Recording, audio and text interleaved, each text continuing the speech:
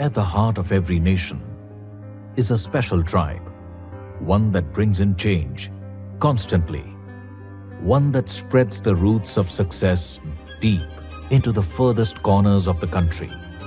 Individuals who are always walking ahead of their successful yesterdays, taking the nation along with them on their extraordinary journey. Extraordinary journeys need extraordinary partners.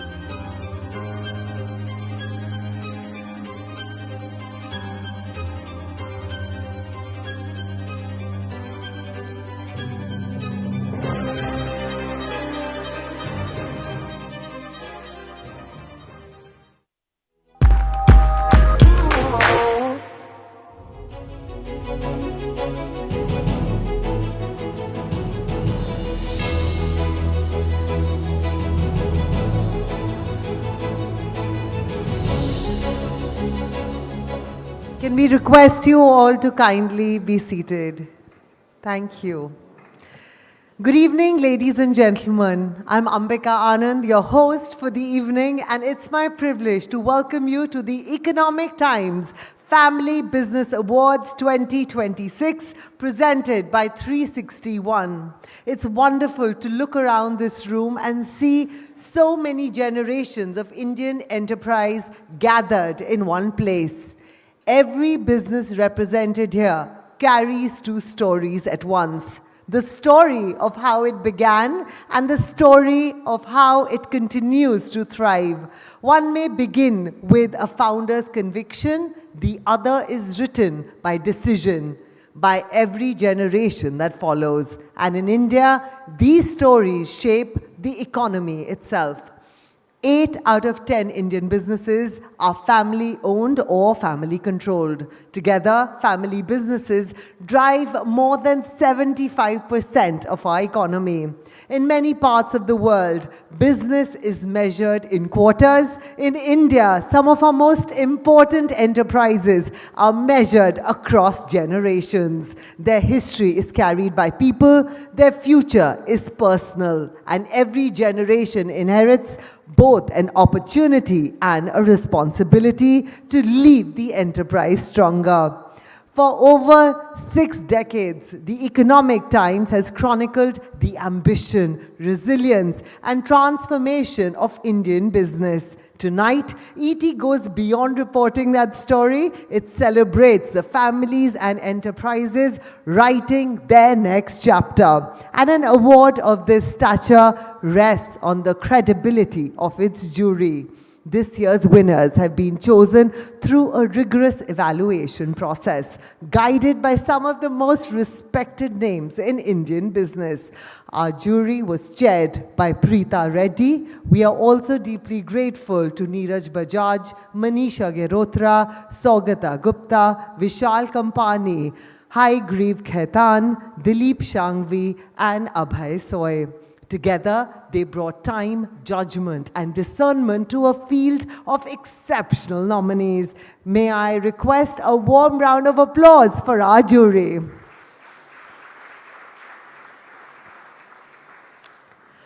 We are also delighted to have 361 as presenting sponsor this evening. Their partnership with the Economic Times Family Business Awards adds a meaningful dimension to a platform that celebrates enterprise, stewardship, and long-term value creation. A warm round of applause for them.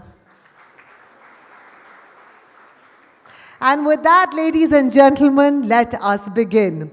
To formally open the evening, it is my pleasure to invite the CEO of the Times of India, Siva Kumar Sundaram, to deliver the welcome address. Siva, may I request you to please join us on stage.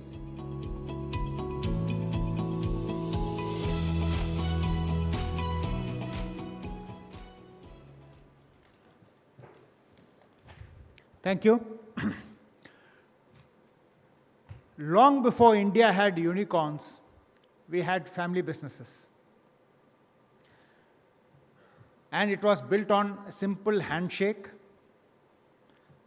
sustained by reputation, and handed from one generation to another generation. And over several decades, they have survived various uncertainties like wars, upheavals, technological changes, and still gone on to create value, create jobs, preserve values, and fuel India's growth story. Real value creation for India Inc. has been from the family businesses. So good evening, ladies and gentlemen. Welcome to the Economic Times Family Business Awards. Now please look around the room. Several generations across several families, and all of them in business together. I'm sure you all will agree with me. Without question, this is the most successful room in Mumbai tonight. And probably the only room where the people applauding each other were arguing about business performance in their car when they came to this venue. So the family business is genuinely a remarkable institution. It is the only kind of company where the chairman is also the person who decides whether you can have the dessert or not. So definitely the annual general body meeting matters, but Sunday lunch is where the real decisions are taken. And these days, of course, the most powerful boardroom in any family business is the family WhatsApp group. No agenda, no minutes, and absolutely no mercy, with full freedom for expression. And successions, in most of the companies, the succession is hidden in a small PowerPoint slide. But in family businesses, it's full-length suspense thriller, spanning many seasons, a very large cast, and a fresh twist every time there's a wedding in the family. Okay, and here's the serious point. These enterprises, built on love and argument in equal measures, are the backbone of our economy. Family businesses, as we just heard, and also would have read in the Economic Times today, contribute more than 75% of India's GDP. They deliver shareholder returns twice as high as everybody else. It turns out that the companies which are run by people who argue over breakfast quietly outperform the one run by committees who only email each other. Because a family business does something no business school can teach. It does not think in quarter thak. It deals in generations. It treats a company not an asset to be sold, but a trust to be handed on to the next generation.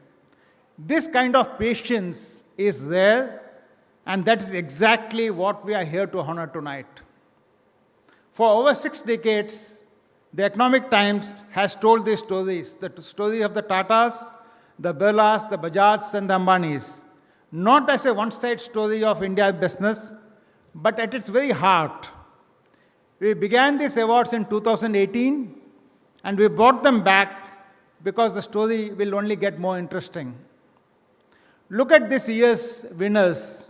The Kirloskar Group started in 1888 as a small bicycle repair shop, which is proof that in India, even our biggest engineering empires can begin by fixing a puncture.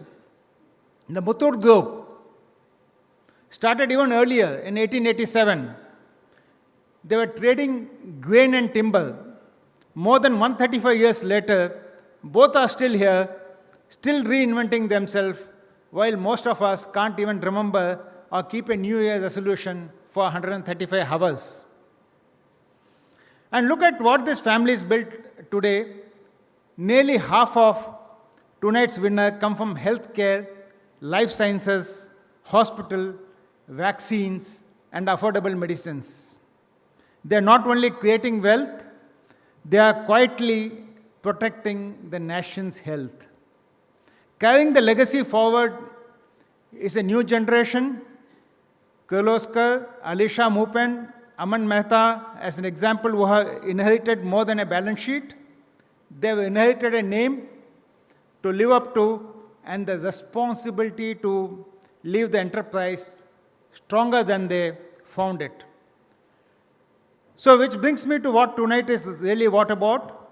The strongest family business has never confused legacy with nostalgia. We tend to speak of legacy and reinvention as opposites, as if a business must give up its past to shape its future. The families in this room tonight prove otherwise.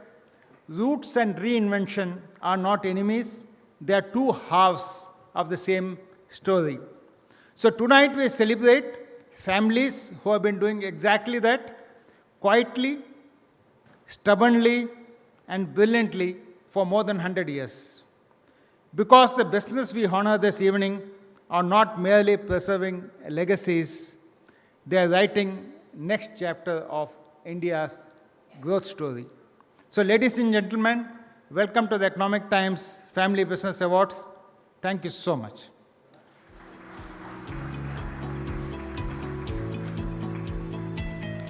Thank you, Siva, for that warm welcome and for setting the tone for the evening so thoughtfully. The idea of building for the long term brings us naturally to our opening conversation. Family businesses often begin with speed, instinct, and a founder's conviction. But as they grow, the demands on leadership begin to change. Roles need greater clarity. Decision-making must become more structured. Professional leaders take on greater responsibility. The challenge is to build that strength without losing the entrepreneurial energy that created the business in the first place. That balance between entrepreneurial drive and institutional strength sits at the heart of our opening panel discussion. Family business, retaining entrepreneurial edge and institutionalizing culture. Joining us for this conversation are 5 distinguished leaders, each bringing a different perspective to the subject. Please welcome Executive Director NICA, Anchit Nair. Executive Vice Chairperson, Pidilite, Apurva Parekh. Executive Director, Godrej and Boyce, Nairika Holkar. Vice Chairman and Managing Director, JM Financial, Vishal Kampani. And Founding and Managing Partner, Veritas Legal, Abhijit Joshi. And to steer the conversation, please welcome the Economic Times Associate Editor, Arajit Burman. Ladies and gentlemen, a warm round of applause for our panel.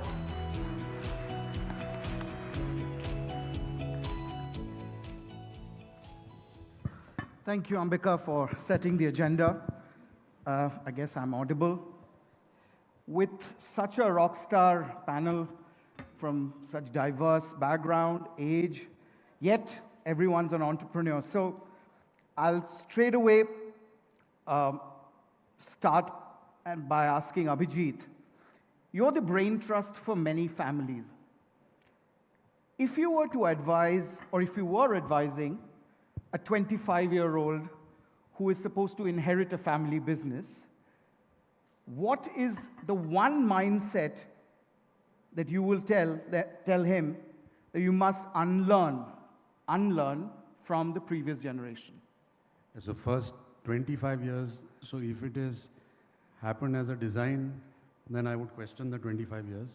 If it has happened by default, then I would question the will that gives at 25 years, because I think it's a very impressionable age for inheriting. This is the age of the Gen Z.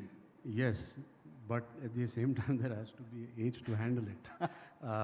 Having said that, in terms of unlearning, I think one learns by osmosis of what they've seen their parents going through, and then probably that's what they unconsciously learn. What I have seen is the ability and willingness to handle complexities and to bear the consequence of complexities is successively reducing in generations. Reducing in generation, probably because the times are different.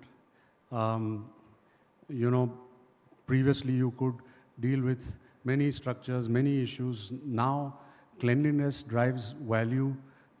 So there is a fair amount of change of environment in what your parents were operating or your grandparents were operating, and now when you are operating. So while you want to aspire to go towards the older generation, the ability to take the consequence of complexity is, I think, successively reducing. So I would advise them to, first assess their ability to take it before they plunge into a decision. It's interesting, Abhijit, that you're saying this because, one aspect of handling complexity is risk. And Apurva, I wanted to ask you, are businesses belonging to large legacy groups, which in India inevitably are family businesses, their risk-taking appetite is also increasing, quarter on quarter? Yeah, I think good, successful businesses, which have strong foundation, the risk-taking capability is increasing. We are in a new India. Growth rates are accelerating. India is part of a global economy. So yes, I do believe that of family businesses with strong background, the risk-taking ability is increasing. Yes. Is going down? No, it's going up. Oh, you're going up. Yeah, okay. I think the risk. I believe the risk-taking capability is going up because lot of now there is a much better access to capital. Lot of companies are listed. They are able to raise money. They are able to do multiple things. They are able to do global M&A. Right. So what I find is that good, successful companies with strong management capability, a united family, strong financials, have the ability and are taking greater risks. That's interesting. Narika, one metric of risk-taking is probably backing moonshot ideas, frontier tech, or deep tech. We see large global companies upping their R&D budget. When it comes to India, the R&D budget seems to be going down year on year. The risk that many of these legacy businesses, including, say, someone like Godrej, it's largely, maintaining the status quo. For example, one would have assumed that Godrej being part, such a strong player in precision engineering, you would back entities in space tech, in defense tech. How do you address that? So I think I would look at it more as, I don't think it's risk aversion. I think it's more calibrated risk taking. And at least from our perspective, we believe that I think it's less of kind of VC style investing and more in terms of capability building, scale of manufacturing, depth of engineering, and the ability to create a moat around the business. So aerospace is a business that we've been investing behind for the last 4 decades. It comes from, so I think our investments have been more directed towards strengthening our own manufacturing capability and, importantly, partnerships. I think we've had partnerships with startups and where we are able to leverage their capability, they're able to leverage our depth of manufacturing.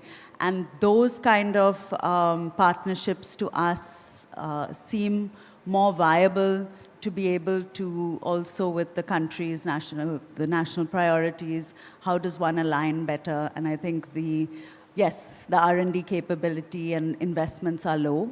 I think the country as a whole and businesses as a whole have to focus more on R&D spends, but not to say that it's not happening. It is happening. At least in Godrej, it's always been backed by how can we enhance the capability and how can we institutionalize it? Right. Vishal, would you agree that perhaps people are taking more risks, or entrepreneurs or families are taking more risks through the family office instead of the listco, right? We've seen a lot of MNCs, HUL or Infosys, Maruti, they have VC or investment arms within the listed company. But usually it seems that family offices is where you take those moonshot bets. And that's how you balance risk and reward. Yeah, that's absolutely right. In fact, and that is actually good capital allocation and good capital allocation decisions. I think public market investors will always want companies to be focused on the sectors they operate in. Very few groups have been able to deliver sort of returns from unrelated areas in the past. And I think the discipline now of taking capital into the family office and investing in newer ideas in family offices makes more sense. And even if you look at the US, right, I mean, a large part of the venture capital business which got built in Silicon Valley was built because rich families contributed their capital into those funds. And those funds backed entrepreneurs who took risk, and there were new businesses and new technologies which got created. And India is early in that game today, but the game's played out a lot in the West. So we hope that over the next decade or 2 decades, you will see incremental investment in new technologies, in deep tech, and you'll see some successful companies coming out of India purely because family offices will allocate capital and global venture capital will allocate capital. But on that point, do you still think public market investors are skittish or they're apprehensive if companies invest in these moonshot ideas, provided there's some sync, there's some business synergy? I would assume that even public market investors who think quarter on quarter, they do expect these kind of ideas to be nurtured, even if within the listed entities. Yeah, so they will have some sort of acceptance if it's in the same sector. Right. But if you're going outside of the sector, then the tolerance levels are very low. But even within the sector, often we've seen that domestic investors have less patience. And if someone's investing 5 or 7 years out, that's actually a great reason for them to sell the stock. That's not true for foreign investors. They tend to understand longer-term growth investments a lot better. And that is still to change in India.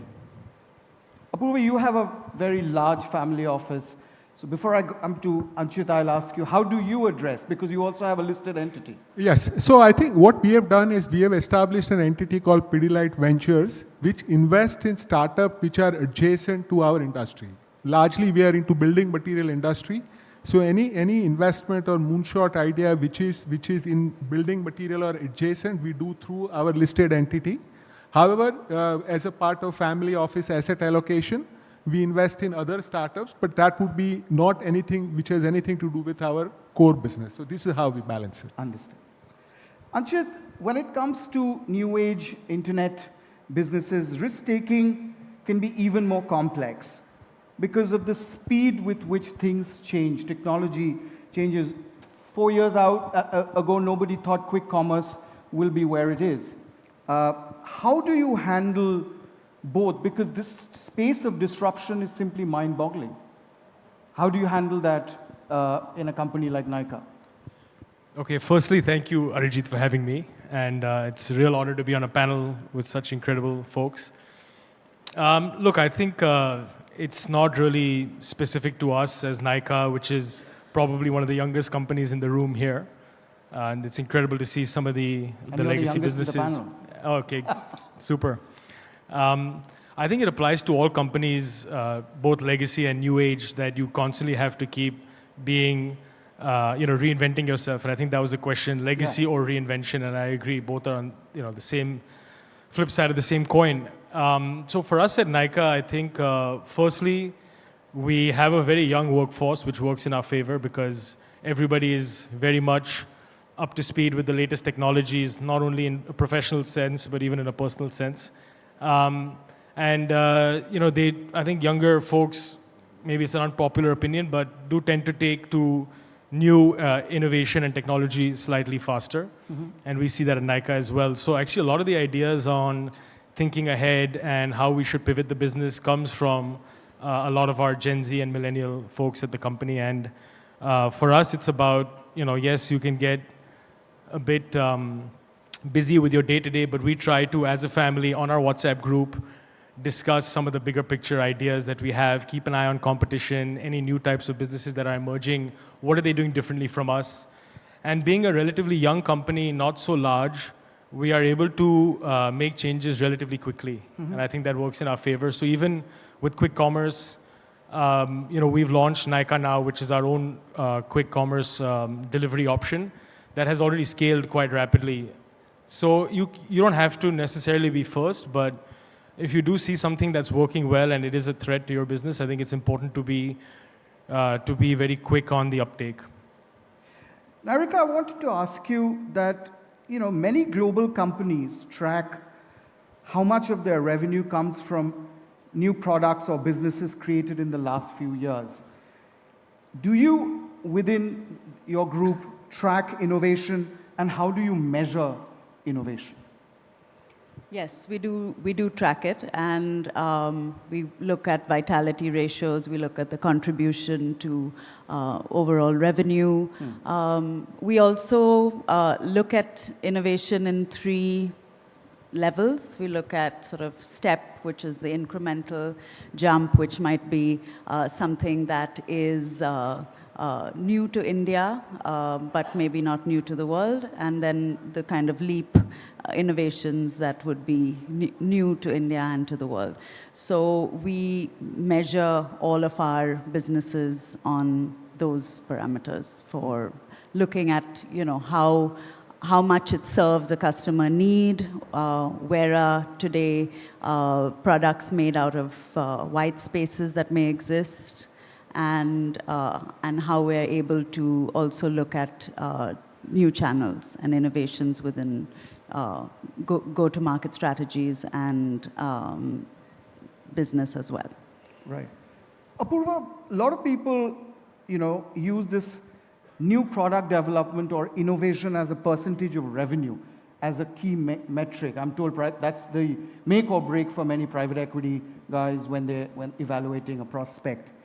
Is that really a correct way to judge a company's, forward-thinking outlook? I think that's just one of the parameters. Yes, we should keep an eye on that parameter, but also we should look at what are some of the new business ideas that the company is pursuing. Many of them may not reflect in the current numbers, and so people may have to take judgment on how they may evolve. For example, in Pidilite, at any given time, we would incubate 2 or 3 businesses, what we call as pioneering businesses, which are sort of new to India, and we pursue them. Now, they may not show up in the numbers immediately. They will show it over a period of time. So more complete view may have to be taken rather than just one parameter. Right. Abhijit, the point that you started about handling complexities, and you said it's diminishing. Is there too much of legacy that hems people down, and that makes it difficult to balance this long-term value creation versus short-term growth in family businesses in particular?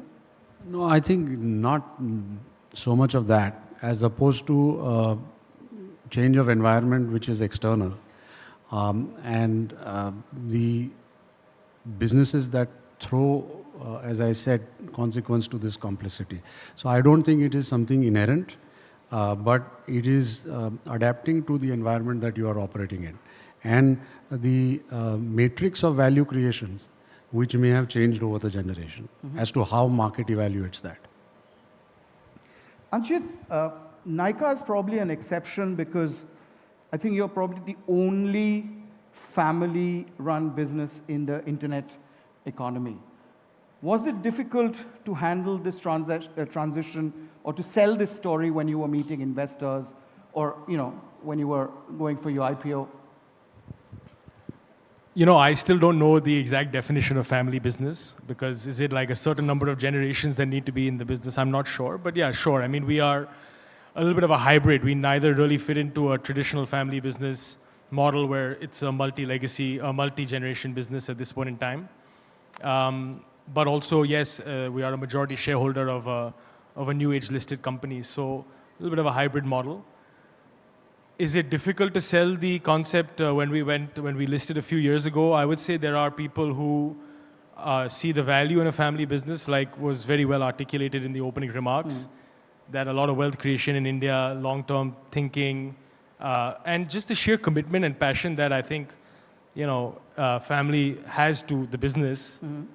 It's difficult to replicate. So people who are familiar with the benefits that having rather than calling it family business, but rather having family in business brings, they are quite receptive.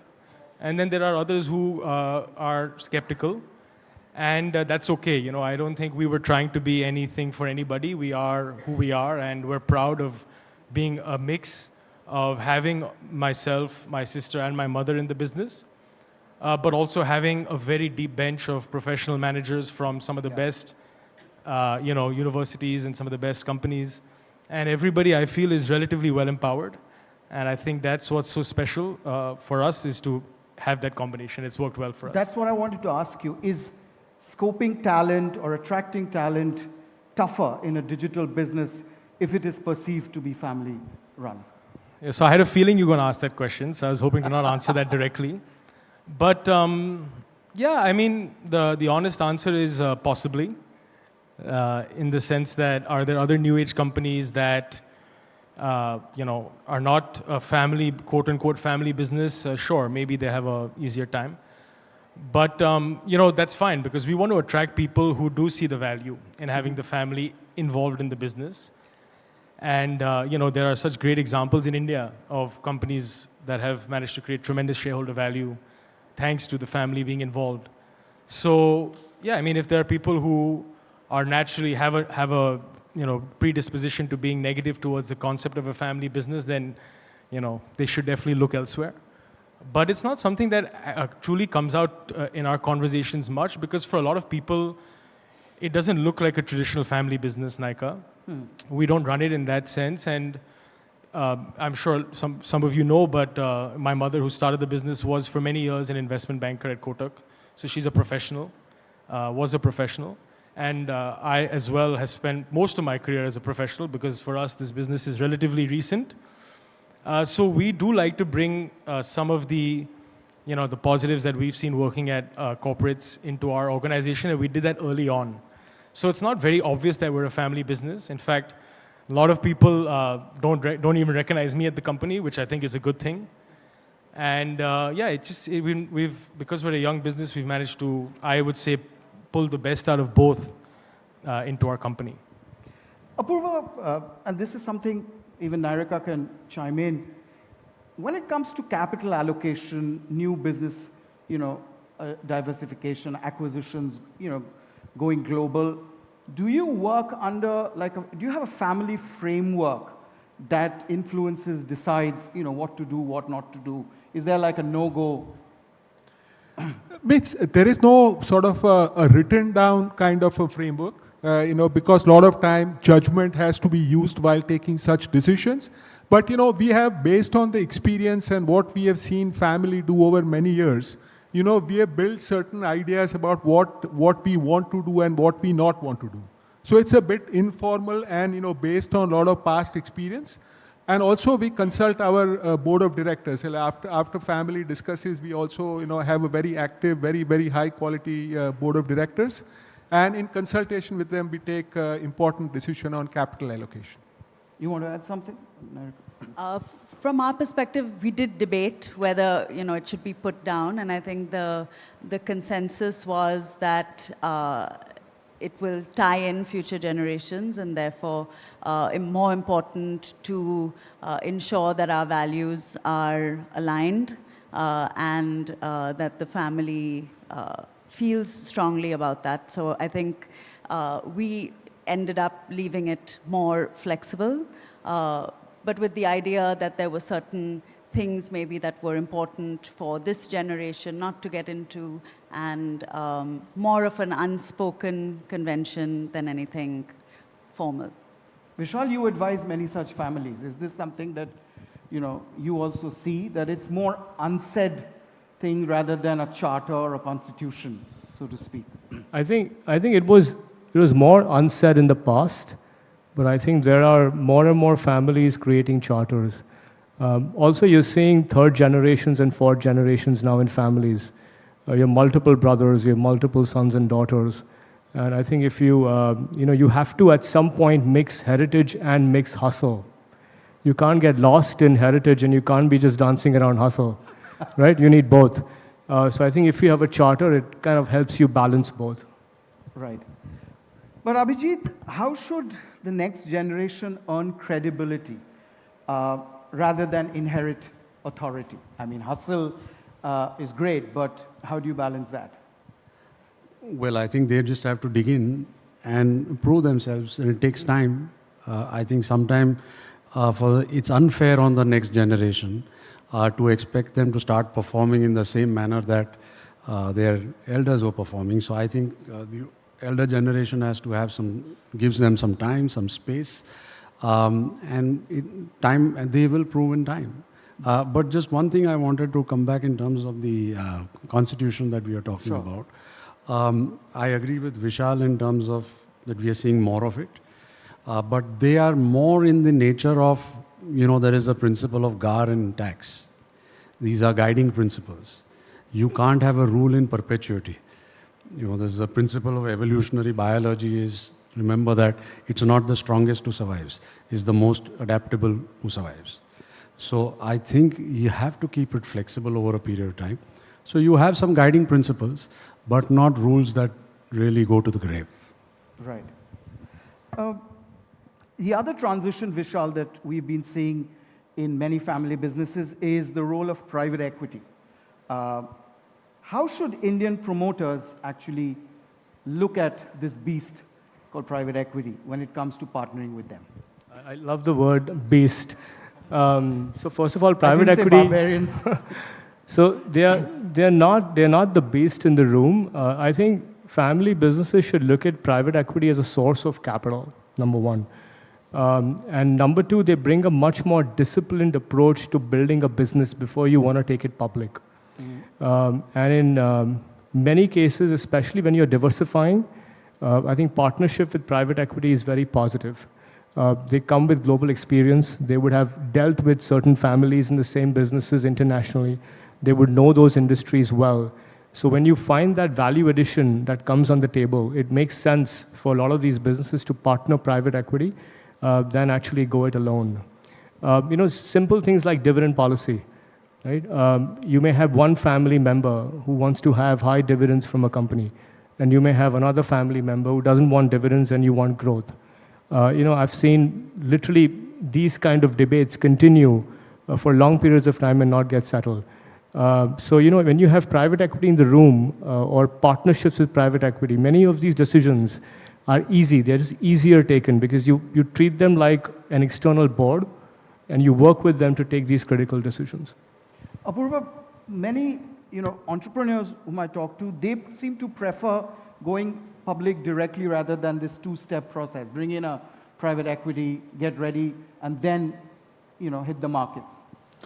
Yeah, I think if you are able to sort of grow with internal accruals and other way and then go directly list, that appears to be a more straightforward option. I mean, that's like when we were listed in 1992, in those days, private equity investment and other things were not there. Right. So that appears to be more straightforward, but a lot of time there is a need to raise capital, there is need to get some partner on board. So I think it depends on each company's circumstances and possibly either option could be good depending on where the company is. Now, Rick, I'll take a segue and ask that one interesting facet that I was just thinking about is most of India's trusted brands happen to be linked with families. So is there something, whether it's Pidilite, whether it's Godrej, Tata's, are family-run businesses better suited to create enduring brands? I think there's definitely a long-term perspective, which, of course, quarter on quarter is important, but I think family businesses, especially those that have endured for generations, I think the idea of patient capital and not passive capital, but how does that remain there for even when, let's say, the returns are not immediately forthcoming. And I think an example in our case would be, investments that were made in the second generation for nuclear, for aerospace. They didn't pay off for 30 years. Yeah. And probably now we're reaping the benefit of it. But I think the idea of staying the course, looking at capability not only from the perspective of the company, but also from national priorities, and how that can really be leveraged for building a long-term moat around the company. And so I think those are some of the benefits of having families involved. And I think also, importantly, values. The passing down of values and ensuring that the company is living by values, and also ensuring that the leadership, professional leadership that comes in is aligned. I think so longevity is a key factor in this. Actually, how do you look at it? I mean, you're a much younger company. How do you look at brand building? How do you look at longevity or the lack of it when you're building a brand? And yours is a branded business. Yeah, so we definitely get a lot of inspiration from companies like Godrej and, as you mentioned, the Tatas and others. So we're very lucky that others have done this before us. So there is, in a way, a playbook for us to try to replicate.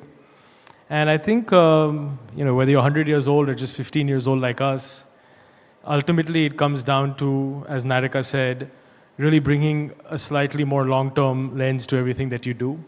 And, we're so mindful that the brand Nykaa is something that we value, because this is the only brand we have ever created and probably will ever create. So you have to safeguard it. And you have therefore, like brand custodians within the family, things like that? I think we're all, everybody at the company is a brand custodian, not just the family. And we hire people who come with that mindset. And we put people in key leadership roles who understand the incredible brand which we've managed to create in a very short span of time. And every decision is taken keeping in mind how will that reflect on the brand, whether it be marketing decisions, but even decisions with regards to corporate governance, or other decisions we've taken in the capital market. So everything we do, we want to reflect positively on the brand, because also our customer is Gen Z. A lot of them are Gen Z. And I think the younger customers in a B2C business are very mindful about the companies that they are, engaging with. And that's why it's important that we maintain a certain level of integrity, so that our customers really value that as the deciding factor when they're choosing amongst many different platforms on which to shop. Deals is not the secret sauce when it comes to deals, like discounts. I mean, that seems to be all my colleagues seem to be suggesting that what makes or breaks an internet business are good deals. I mean, there is a model whereby you can build a discount-driven retail platform, and platforms like Amazon have done it well at a global level. Yeah. But there is also a way to build a internet commerce business whereby you're focusing on selling something to the customer for the right reason, and that is that they need something, and you've created the demand through education as opposed to creating some fleeting demand through price, and that's been our approach to online commerce. Right. Apurva, we're running, we're short on time, but one thing I wanted to ask you is, Pidilite has managed to balance, bringing in professionals on board, as well as grow the business within the family ethos. Yet you've compounded shareholder wealth. If I look at your market cap in 2006, it was 3,000 crore. It was 35,000 crore in 2016. Now it is 1,60,000 crore. I mean, that's wow when it comes to compounding. How do you balance both? How do you do it? What's the secret sauce? No, I think, the question that you asked about family and professionals. So I think, in our case, the family members work like professionals. At workspace, it's just, we all behave in that manner. And at the same time, we greatly value what a good professional can bring to company as well. So the respect that we give, and we understand that they can also add greatly to the company. And that allows both family and professionals to work very closely together for consistent growth and compounding. Abhijit, last question to you. We started with you, we'll wrap up with you. Why do some family businesses, sometimes even in the same sector, create extraordinary shareholder value while others create very moderate shareholder value? Passion of That's every it? generation. That is, no, that's not, there's no one word for success. But I think commitment, passion, and as Nairika said, a long-term vision. There's no pressure to create immediate value. And, there's a set of beliefs that one will have to live with, and there are tough times every belief will bring. And to go through that and believe in yourself, I think those are and that requires time. So I think with all these qualities at play, and discipline, of course, I think rest should follow because there's already a great legacy. So passion, commitment, time, and as Vishal said, hustle. So that's the combination. You have an advantage of legacy. Right. You have a runway. Now, how high you want to take off is up to you. That's up to you. So there is already an advantage. You wanted to add something? If you ask me, I think it's hustle. It's hustle. I think every second, third, fourth generation needs to have hustle and a lot more hustle. Respect heritage, but focus on hustle. Narika? I would agree. I would agree. And I think also looking at value in a larger lens, not only enterprise value, but looking at societal value, especially the idea of, how are we looking at the environment, how are we looking at building trust, and institutional value in addition to capability value. So I think those are all areas that are important. What's the one point that you will pick? Values, building on the values that you have inherited. I think everyone is. Unfortunately, I'm going last, so I agree with everything everybody else said. If I was to add something different, I would say trust amongst family members who are in the business together, because it's very easy to be very difficult on a family member, which you would not take the liberty to do with a professional. And I think for me and my sister and my mother, it's all about really trusting each other that we're doing ultimately the right thing for our respective areas of the business we look at. And if you trust the team that you work with, then I think anything is possible. Anchit, Apurva, Narika, Vishal, Abhijit, thanks a bunch. We've completely run out of time, but it was really, really engrossing. Thanks for sharing your insights.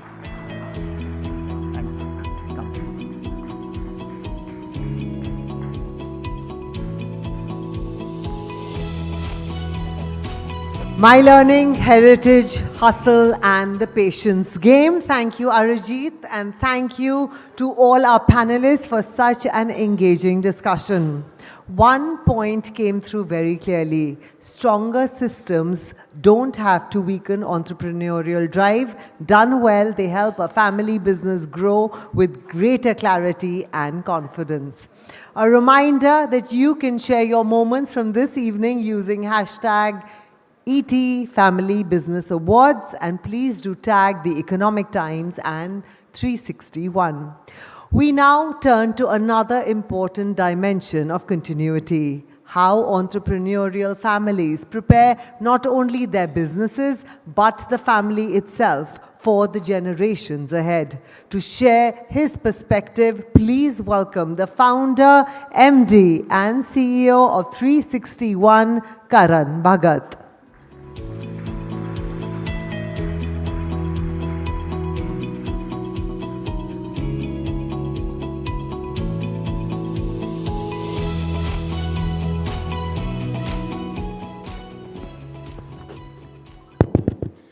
Thank you, ET, and thank you everybody for being here. Let me first start off with a big congratulations to all the award winners. And as I stand here, I'm reminded of an exact similar collaboration which we have with ET, which is ET 40 under 40. And the only word which came to my mind over the last 10 odd minutes as I was listening to the panel, this seems like ET century after century. So we had a set of individuals who felt very excited about having reached a pinnacle at 40. But here is the inspiration where we have families which have continuously hit century after century and adapted business models for, in most cases, well over 100 years. So congratulations again, and thank you for a great partnership to ET. We're very thankful for the entire ecosystem which has allowed the world, and most importantly India, to lead to X number of corporates. As we go forward and as we look ahead, few things which come to my mind when I look at the families who've been able to do this for a long, long period of time. I think the first thing which has really shaped things well is these families have built a business where incremental is exponential. In today's world, everybody is looking for the next new thing, the next moonshot. But more often than not, small steps have eventually led to big steps happening. And every small step which we take every day has led to a huge multiplication effect. All these businesses are here today largely because they've been able to adapt their business models continuously, decades over decades. We released our 361 Wealth Creators list in the afternoon today, and we are seeing the top 100 companies, how they've adapted over the last 30 to 40 years. So in some senses, while we are looking for the moonshot or the next best thing, being small, being incremental, and yet being exponential has its own huge benefit. The second big thing is alignment of interest. I think all companies today have three stakeholders. We have one stakeholder, which is the investor, the second holder, which is the promoter or the family, third, we have the employees, and finally, we have clients. And all these four stakeholders are extremely important because at all points of time, they're working for each other, they're working with each other, and at the same point, they're working against each other. Obviously, the investor shareholder would love for the professional to earn the lowest. Professionals would want to maximize their compensation. At the same point, you would want to charge the client the highest, and the client would want to pay the lowest. It's really those companies which are able to find the secret sauce, where they're able to walk hand in hand together and keep all of these four stakeholders together, which is really able to get things moving. And I think as businesses have got built out, and market caps have been made, all these four stakeholders have to be kind of built along. And I think that, in a way, is really a large reason for success. The third thing which really comes to my mind is legacy, culture, and a much used word today, hustle. And I can promise you I'd written that word before Vishal mentioned it on stage. But I think it's a real multiplication function of all these three things coming together. And I think when I say it's a multiplication function, what I mean to say is these are not three words which can be added together. You can't add legacy, you can't add culture, and you can't add hustle. It's like something where it's like an exam where you're trying to score 9 on 10 on each of these three parameters. If it's an exam where you're adding, it would become 27 on 30. But you're really multiplying it. And 9 into 9 into 9 is 729. 10 into 3 times is 1,000. But if any of these becomes 0, the end result becomes 0. And for a new entrepreneur who's actually adapting a legacy, it's sometimes much more tougher. Because not only does he have to get the right culture, he has to get a similar culture, he has to change the culture in a way where the legacy doesn't get broken. At the same point, he has his own hustle who has to adapt. And if all these three things can come together, obviously it can be a big multiplicative impact on the final outcome. Lastly, I think corporate India has worked extremely well. We have the privilege of working with 4,000 really high net worth, solid families who've lasted generation over generation. And I think what's really, in a sense, and I think the panel touched upon it in some ways, but there are three dimensions which every family is working for or working on at every point in time. There's obviously the issue of ownership. There's always the issue of control, and there's always the issue of management. And these are three vertices of the triangle which everybody is kind of working through. And I think successful companies have found a way to really segregate these and yet work along with these. I think successful companies have got the ownership structure right. They've been able to, in some ways, and rightfully delegate management.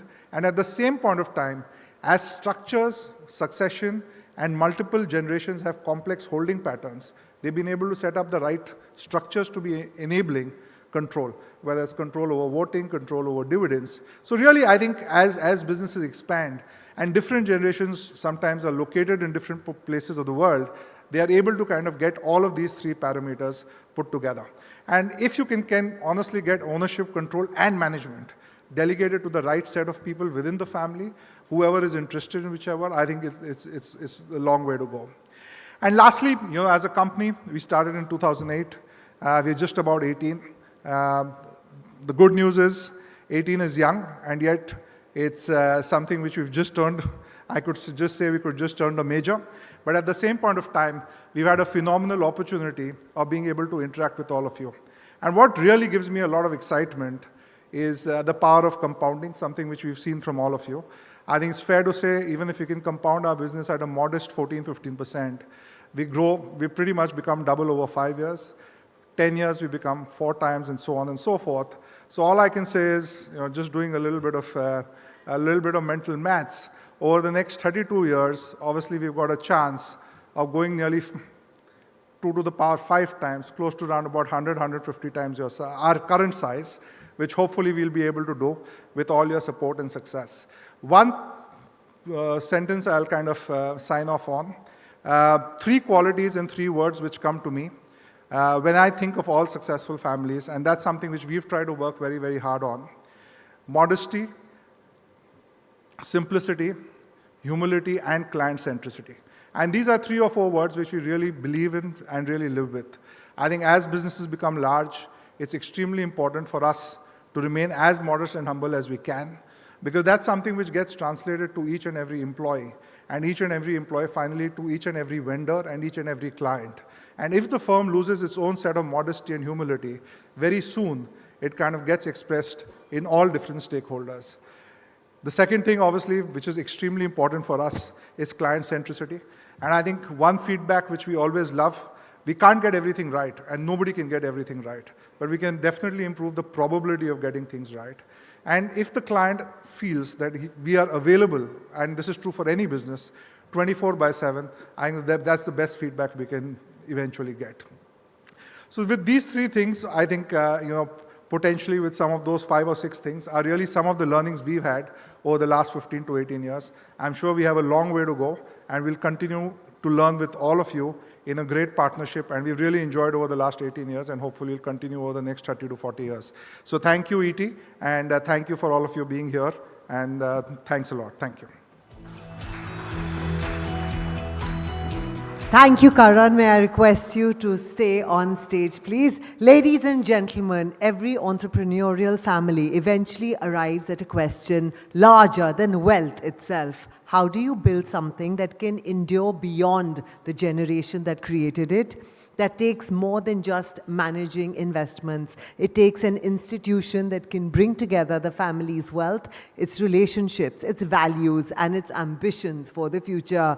That institution is the Family Office. 361 Wealth's new handbook is a practical guide for Indian entrepreneurial families beginning that journey. Drawing on its experience of advising promoter families, it maps the path from intent to action. It looks at how a family can assess its readiness, define its priorities, and build a family office that supports 3 dimensions together: economic prosperity, the family system, and legacy and identity.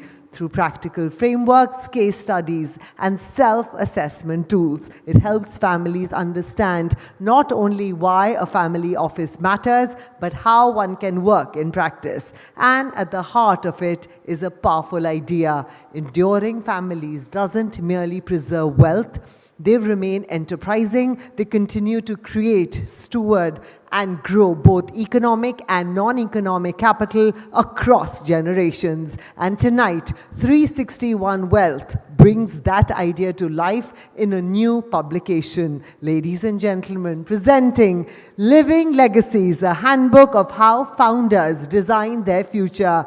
Please turn your attention to the screen.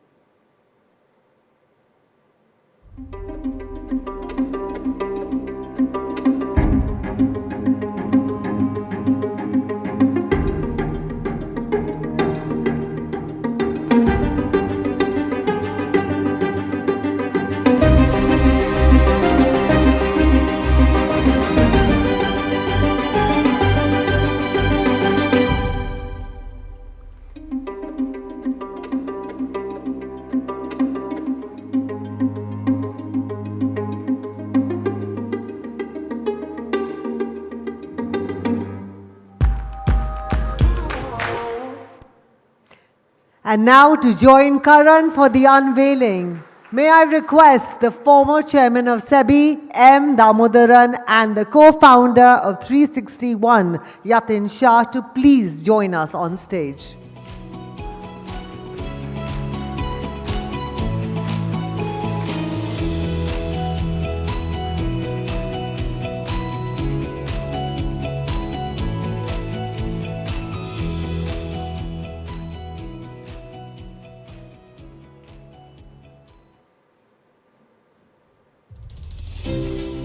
And there it is, ladies and gentlemen, Living Legacies, a handbook of how founders design their future. A warm round of applause. Thank you, gentlemen, Karan and Yatin. May I request you to please take your seats. Thank you. Mr. Damodaran, may I request you to remain on stage with us?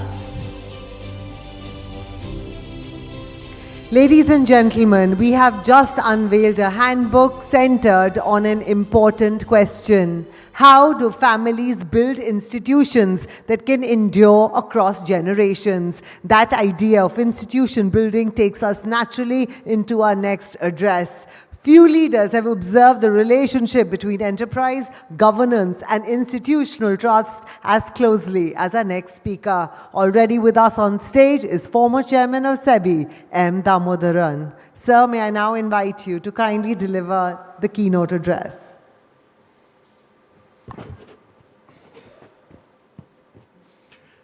Good evening, ladies and gentlemen, and thank you to the Economic Times for inviting me here. It's a privilege to be with people who have created wealth, continue to create wealth, and the role I have assigned to myself is to applaud as loud as I can while your achievements are being applauded, are being appreciated, are being celebrated and awarded. I'll start with a disclaimer. I do not belong to a business family. So what am I doing here? So over the last several years, I have worked with business families, not been part of a family, but I've had a ringside seat in the way business families conduct business. The way they manage families, the way they manage businesses, and the way they ensure that both the families and the businesses are run well without too much of friction. Some friction is important. Without friction, nothing works. But without too much of friction, without friction, that disables the entire system. When I think of business houses that have been around for decades, for centuries, some maybe even for 2 centuries, I think of the people that set it up first. Not those who are today, many of you are today inheritors of large businesses and you've added value. You've done several things, you've introduced new products, got into newer domains, conquered new territories, you've done all of that. But think back to the persons who started out first, laid the first brick, had that first idea, that first spark, was willing to embrace failure in the expectation. Initially it was hope, it later became expectation as things progressed, that they could deliver on what they set out to do. The people with fire in their belly, the people that had pride, passion, and purpose, the people that believed that organizations were not merely about products and processes, but were about people. And I always tell those who care to listen that if you look at the dictionary order, I know the dictionary is outdated, but I come from a day and age when dictionary was central to our lives. Google has displaced the dictionary. But the dictionary order puts people ahead of processes and products. And I think it's important to remember that successful organizations that last over decades, over centuries, place people first. What is it that these companies, these families have done that some others that fell by the wayside did not do? We've just finished the World Cup, not a particularly good World Cup for several reasons. because I am more than a football fan, I'm a football fanatic. So I didn't enjoy this, but I will borrow from that game to tell you what I think is important when we try and understand why some people succeeded. Alec Ferguson, who is without argument the most celebrated football manager in the English League, was asked once, "What is the secret of your success?" He thought for a while and then he said, "I observe." The power of observation is what has got me to where I am. I will expand it. It is observe and absorb. We heard about the conversations at the breakfast table. Now, all doctors will tell you there are people from the healthcare sector here. Yes, celebrated healthcare representatives. They will tell you that never leave home without a good breakfast. But that focus is on what you eat at the breakfast table. What we discussed is the conversations, the ones that you absorb, the lessons that you observe and take away, the lessons that stand you in good stead when you step out of your house after a good breakfast to do what you intend to do, which is to run your business properly. I think those conversations are what sets these families apart from the modern professional-led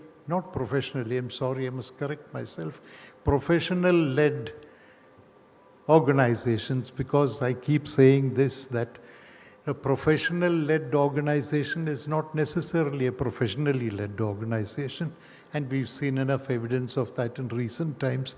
I don't want to elaborate that and spoil your evening. But many people think family businesses are run in some kind of a rough and ready way. There is the patriarch whose one guiding philosophy is my way or the highway. The rest of you fall in line. That's not the way families do business.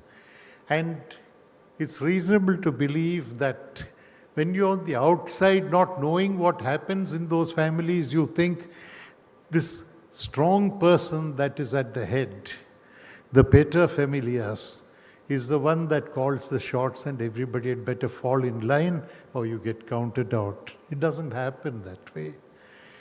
These are persons who have the ability to recognize what the rest of the family members bring to the table, what their strengths are.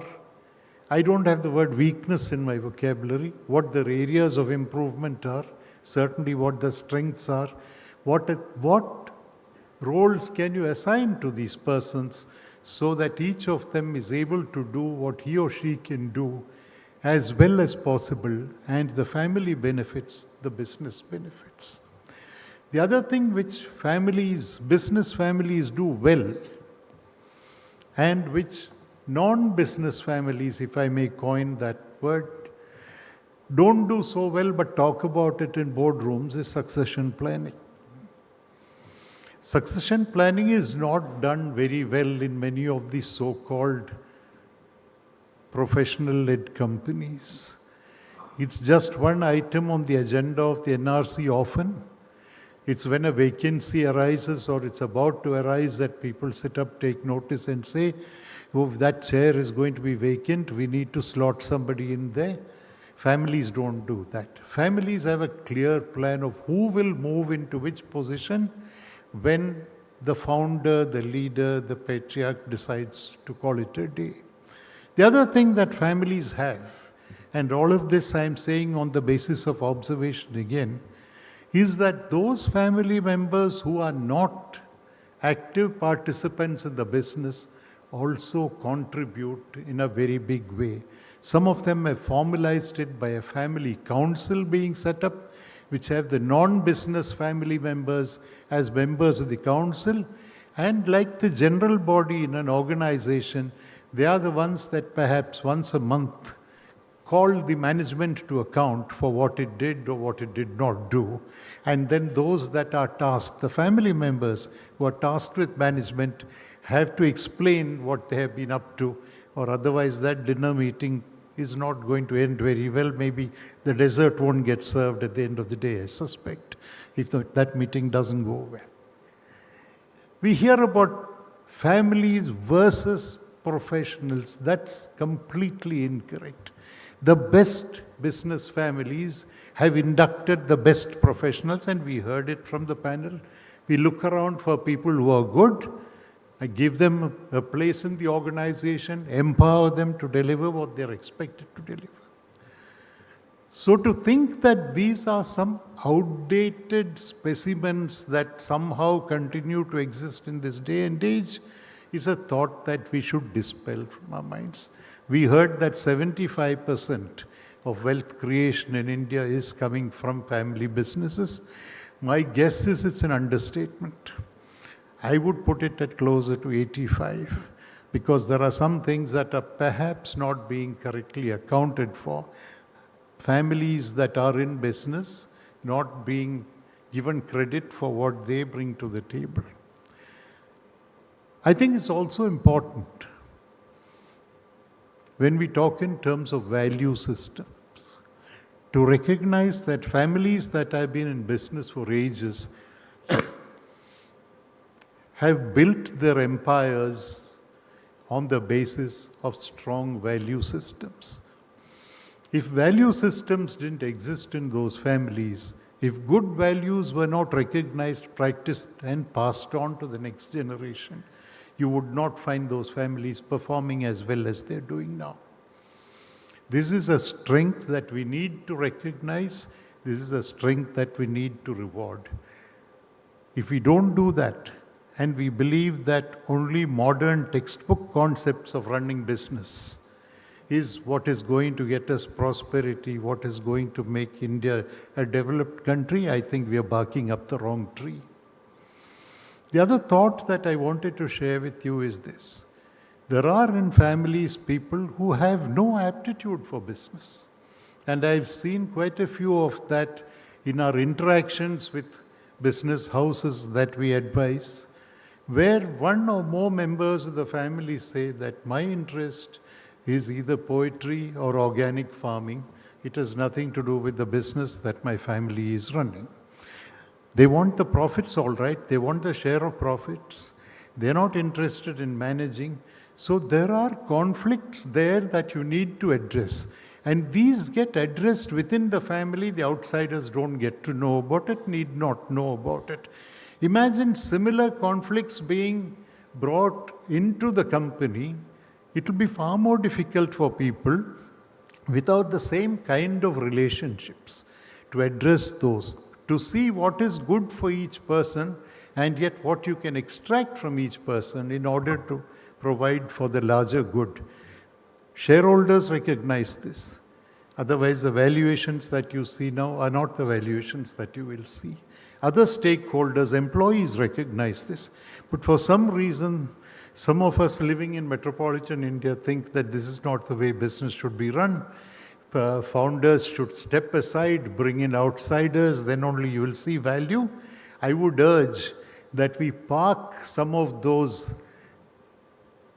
baseless thoughts and allow founders to do what they do well, and founders know best when to step aside. We think that they suffer from FOMO. No, they don't. They know exactly when it's time to leave. They don't overstay the welcome. Some of them are old, quite old. They're in their 90s, and they go to work every day, which is a good thing. I will take names here since I'm seeing family members. I visited Dr. Pratap Reddy, a man for whom I have not just respect but reverence. I think so highly of him that I cannot explain what I think of him. I visited him one morning and found him all dressed and ready to go to office. And I asked him, it perhaps needed some courage on my part to ask him that. Asked him, do you need to go to office these days? Because I think your daughters are doing a phenomenal job. He said, they are doing a phenomenal job, but I need to do my work also. And every day, he would get up, get ready, and go to office. What, in the mid-90s, right? in some sense, when I got as old as I did and decided, now I need to stop working, why do I need to work? Then I thought of him and said, no, that's not on, I must go to work. Maybe I don't do something as exciting as he does.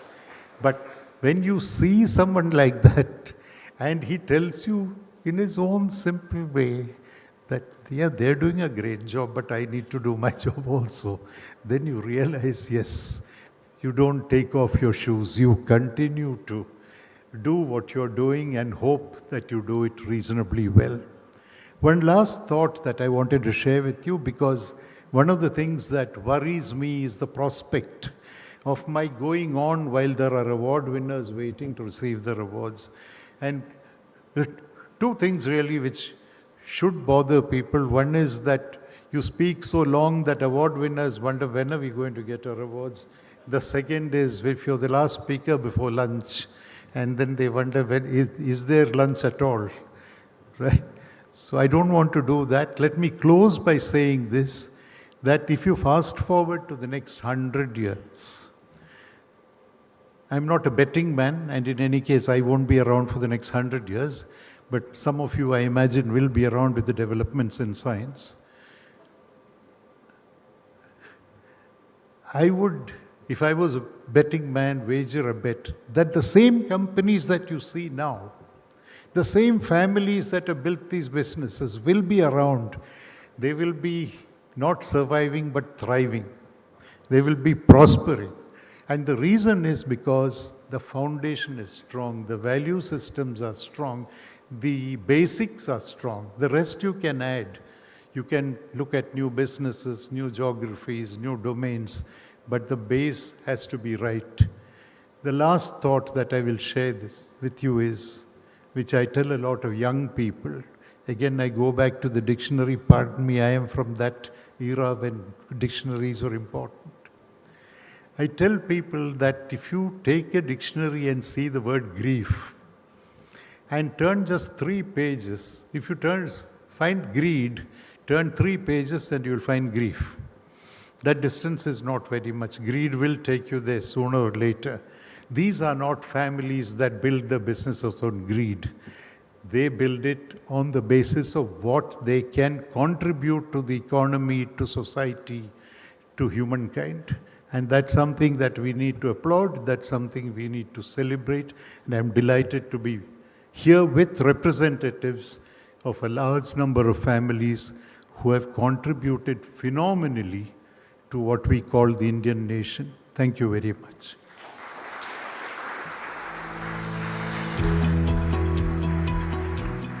Thank you, Mr. Damodaran. May I please request you to kindly remain on stage, because we now come to the moment this evening has been building towards the heart of tonight's celebrations. It is time to honor the families, leaders, and enterprises whose achievements bring us together tonight at the Economic Times Family Business Awards 2026. Mr. Damodaran will present a couple of honors, and as we begin, do continue sharing your moments from the evening. Tag the Economic Times and 361 and use hashtag ET Family Business Awards. A small note for all the winners: on receiving your award, please take the other podium for your acceptance speech. Ladies and gentlemen, let us begin. Now we celebrate a company proving that industrial growth and environmental responsibility can move forward together through waste heat recovery, biomass-based energy and emissions control solutions. This company is helping industries reduce their environmental footprint without compromising efficiency or reliability. It has brought the same commitment to its own operations with sustained work across energy, water, and biodiversity, for demonstrating that industrial progress and sustainability can advance together. This year's sustainability champion is Thermax. To receive the award, please welcome Vice President Vishal Mehra.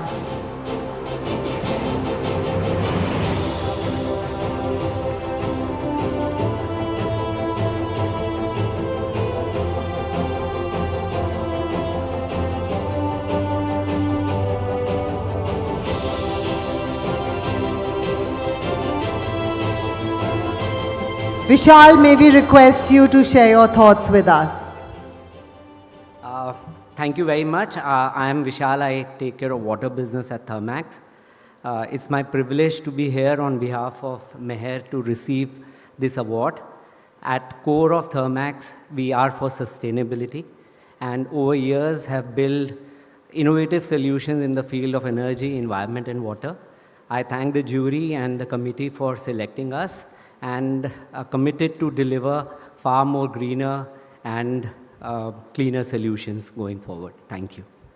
Thank you. Congratulations once again to Thermax. We now turn to excellence in digital transformation. In a business built on movement, visibility, and timing, this company has used AI and IoT to sharpen route planning, demand forecasting, and pricing. Its proprietary digital platform, ECU 360, brings booking, tracking, and payments together for customers across more than 180 countries. Ladies and gentlemen, the excellence in digital transformation honor belongs to All Cargo Logistics. Please welcome Founder and Executive Chairman Shashi Kiran Shetty.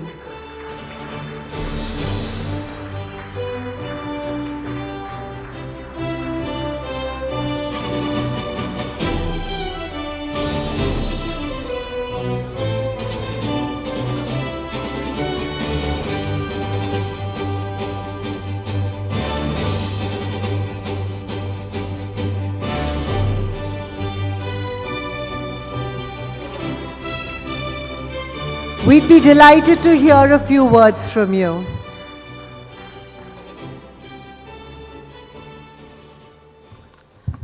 Ladies and gentlemen, first of all, wish all of you a very happy Guru Purnima. I have the honor and privilege to accept this wonderful award. This award is something that we worked extremely hard. This is a tremendous work of a great collaboration between the senior employees of the company and the younger employees of the company. Logistics and shipping, as you all know, is something which doesn't change much. It's a very hard business to disrupt and bring the change management because of the multiple reasons in terms of particularly it is spread across the world, it is highly fragmented. So the journey started very early in my life because people see me as a kind of a control freak, and I always think about sustainability. I always make sure that businesses are there to last. The word institutionalization has been spoken multiple times, and I'm a very, very big believer in that. Values lead to sustainability. Innovation is very important for an organization to sustain and grow. With that belief, we decided to adopt the entire digital transformation in our organization, and this spread across the world. And I would give a lot of credit to the younger generation. My brother-in-law, Adarsh Hegde, who's also here. Adarsh, please stand up. And my son, Vaishnav Shetty, he is unfortunately not here today. He should have been here to receive this award because he did an extreme hard work and collaborating with the senior management to bring about that change. And on behalf of all my colleagues, I accept this award and I thank them for their hard work and wish that they continue to work passionately to make a lasting value and sustainability and growth of our organization. I also must thank my family members, my wife and my other relatives who are here with us today, and all the friends for all your best wishes. Thank you very much. Thank you. Many congratulations to All Cargo Logistics. Thank you, Mr. Damodaran. And now to present the next award, may I invite Manisha Girotra, CEO of Moilius and Company. There is a special pride in seeing Indian manufacturing earned trust across the world. From its factories in India, these winners of highway tires travel to places where some of the world's hardest work gets done. Farms, mines, ports and construction sites across more than 160 countries, with exports contributing around 71% of its consolidated revenue. Ladies and gentlemen, our export champion is Balkrishna Industries. Please welcome Sandesh Jain from BKT Tires.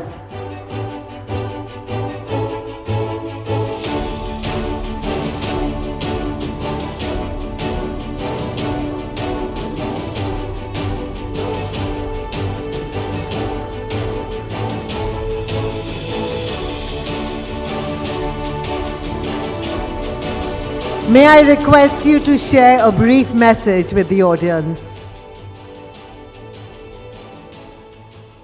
Good evening to all of you. So, I don't work for family business, but I work for business which is family.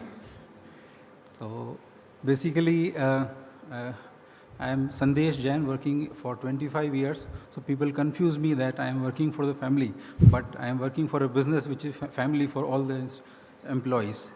On behalf of Mr. Arvind Poddar, the Poddar family and BKT, I would like to thank Economic Times 361 and all of the organizers here for this award, which is very, very big honor for us. And we continue to work for Atmanirbhar Bharat, which is, we have 4 factories in India and we are the largest exporters of tires from India. Thank you very much. Thank you, Sandesh, and thank you, Manisha. May I now request Executive Vice Chairperson, Apollo Hospitals Enterprise, Dr. Preeta Reddy, to please join us on stage. Can we have a round of applause for her? Our next award this evening recognizes philanthropic leadership at extraordinary scale, guided by the belief that life-saving healthcare should not be limited by income or geography. This institution has helped protect millions of lives through vaccines while extending its impact across healthcare, education, and community development. The ET Family Business Award for Philanthropic Leadership is presented to the Serum Institute of India. To receive the honor, please welcome Executive Director, Serum Institute of India and Chairperson of Vilu Poonawalla Foundation, Natasha Poonawalla.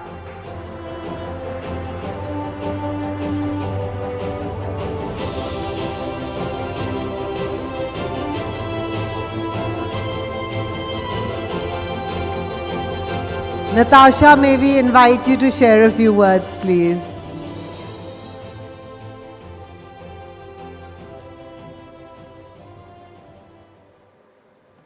Good evening.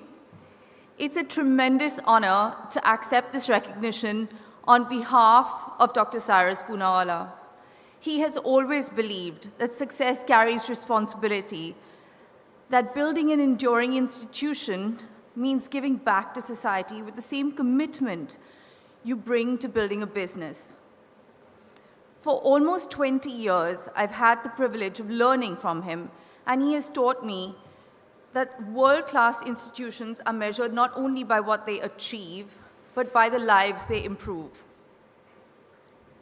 His trust and mentorship have shaped my own commitment to philanthropy and service to society, and this award is a reflection of this philosophy. Thank you to the Economic Times for the honor on behalf of Dr. Cyrus and our family. We accept it with gratitude and with a renewed commitment to continue serving society. Thank you so much. Thank you, Natasha. Thank you.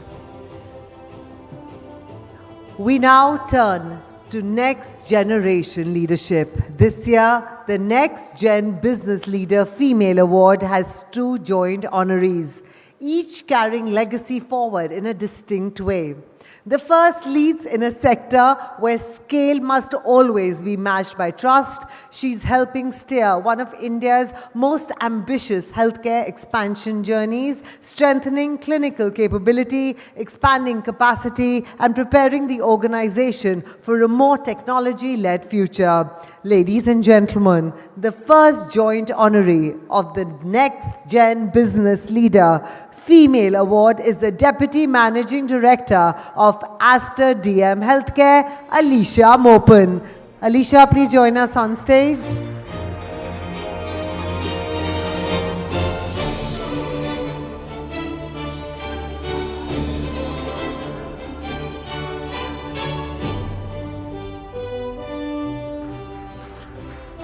Alicia, may we invite you to say a few words?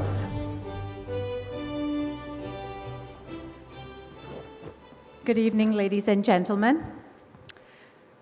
Building something from nothing requires extraordinary courage. And I think people like my father, Dr. Mupin, did exactly that. But when it comes to building something extraordinary on top of that, it requires you to learn to take very bold decisions to do something special on top of what your parents and your previous generation has built. I think as a second-generation leader, I feel very honored and privileged to receive this award on behalf of Aster DM Healthcare from Economic Times and the grand jury. But I think every second generation, we have a choice.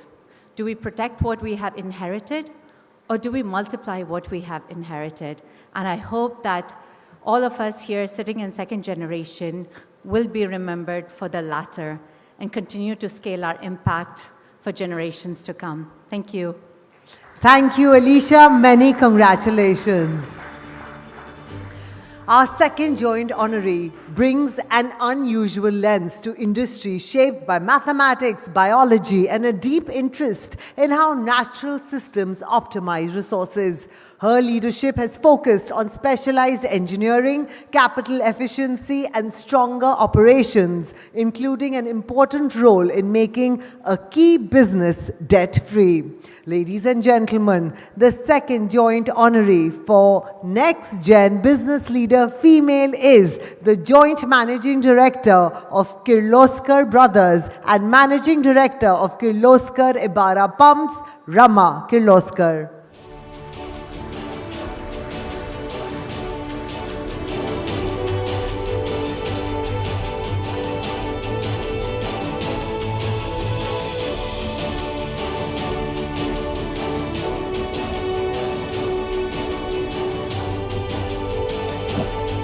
Rama, we'd be delighted to hear from you.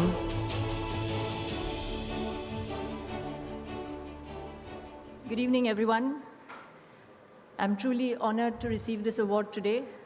I'd like to thank my parents for believing in me, for all the opportunities that they've given me, and for instilling values and work ethic that have shaped who I am today. I'd also like to thank our incredible employees for their hard work and dedication. This award belongs as much to them as it does to me.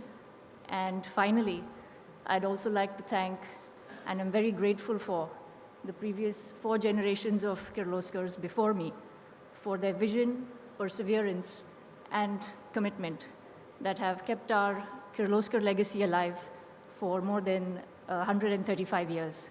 Thank you. Thank you, Rama. Many congratulations.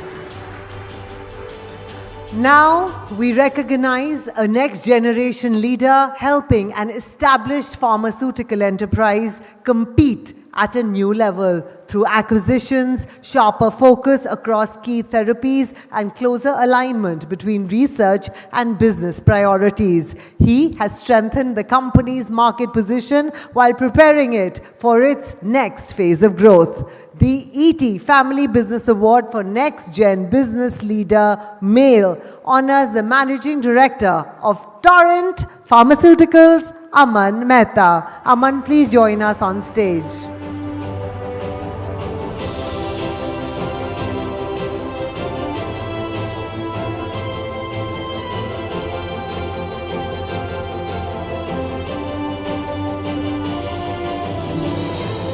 Aman, may we invite you to share a few words?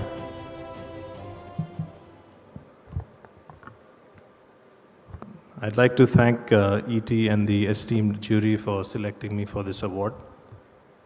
I have immense respect and gratitude to my father and my uncle, who have helped me grow and learn and shape me into who I am today.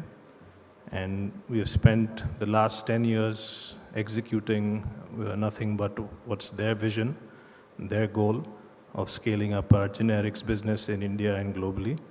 And as we look to the next decade, I hope that we can further their vision of building our business of the future, which is in innovation, and helping the Indian pharma industry progress further into our goal of transitioning from generics to innovation. Thank you. Thank you and congratulations, Aman. That concludes this set of honors. Preeta, thank you so much for presenting these awards. May I request you to please take your seat. Thank you again. Moving forward, please join me in welcoming Chairman and CEO of EY India, Rajiv Memani, to address the audience and to present the next set of awards.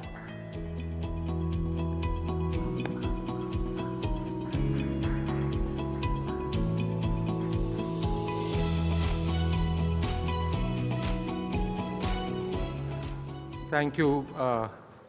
Thank you very much. I will take the advice of Mr. Damodaran, so I'm not going to be addressing, but I just wanted to say a few words.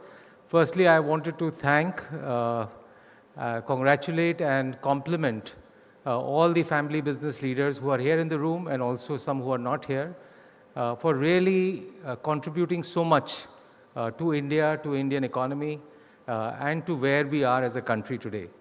I also would like to congratulate Economic Times for setting this award and creating this, and for honoring family businesses and bringing out the virtues and the benefits of family business in the way they have contributed to the economy and everything. I wanted to cover a few points which have been covered, so I won't do that, but I thought I'll just share an interesting anecdote. You know, if we look at, and as an organization, we've been around for more than 100 years and worked with family businesses starting from Mr. G.D. Birla onwards across many generations and some leading sharp entrepreneurs today. And from the time when the tax rates were 96, 97%, wealth tax was very high. But the most interesting, if I have to choose the most seminal moment for family businesses, I would say it's probably 1991. When the economy opened up, you know, many people wrote the death of family businesses in India because the feeling was they were uncompetitive, they were living in a protected environment, and they will not survive. And many family businesses at that time created, and some of the most prominent, some of the most visible family businesses at that time created a club called Bombay Club to oppose some of the opening up and liberalization of the economy. And those people who created that continue to be the most successful businesses that we have in India even today. And I would say after 1991, the growth of family businesses in India has been so remarkable and so unique that anywhere in the world, if you were to compare the contribution of family businesses to any economy anywhere in the world, I think India has probably been on the top of the board for that. And I think I must compliment for family businesses being for visionary, for really looking at things, evolving with times, looking at new opportunities, new challenges. And as I look at the people that I've interacted with, I honestly, everyone has charted their own path, everyone has grown in their own way. There is very little commonality except the values, the culture, the depth, the hunger, and some of the things that were mentioned by the panel and also mentioned by Mr. Damodaran. So really, congratulations once again to all the winners and also to Economic Times for setting this award. Thank you very much. Thanks. Rajiv, may I please request you to stay back? Now we recognize a business that combines industrial depth with future-facing growth, Built on long-term contracts and operating discipline, this company serves essential sectors including steel, healthcare, manufacturing. It is now extending that strength into clean energy, green hydrogen, and opportunities created by India's energy transition. This year's Family Business of the Year Emerging Titans honor goes to Inox Air Products. To receive the honor, please welcome Chairman Pavan Jain and Managing Director Siddharth Jain.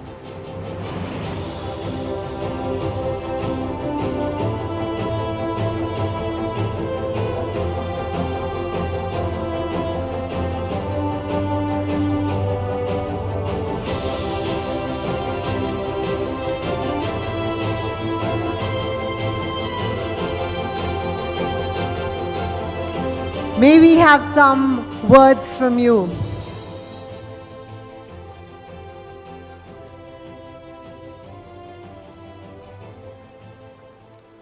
Good evening, ladies and gentlemen. Firstly, I'd like to thank Economic Times and the honorable members of the jury for having selected us and for the honor that has been bestowed upon us. I've been now in this business for 50 years, which was started by my father. I'm now 75, and I've handed over my baton to my son Siddharth. I don't know how 50 years have gone, but when I look back, it has been a very challenging time. I'm a chemical engineer from IIT Delhi. I joined this company then, and I've been there for 50 years. It's the turn of my son now to take the baton and take this company forward. Thank you very much. Siddharth?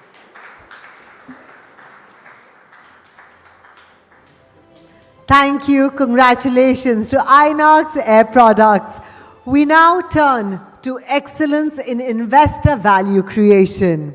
What began as a single bottling plant in 1987 has grown into PepsiCo's second largest bottling business globally, outside the United States. Over the past decade, the company's market capitalization has multiplied 20-fold, driven by disciplined execution, market expansion, and sustained growth. Please join me in congratulating the winner of Excellence in Investor Value Creation, Varun Beverages. To receive the honor, please welcome Executive Director, Devyani Food Industries Limited, and Vice Chairperson, DPS International, Devyani Jaipuria.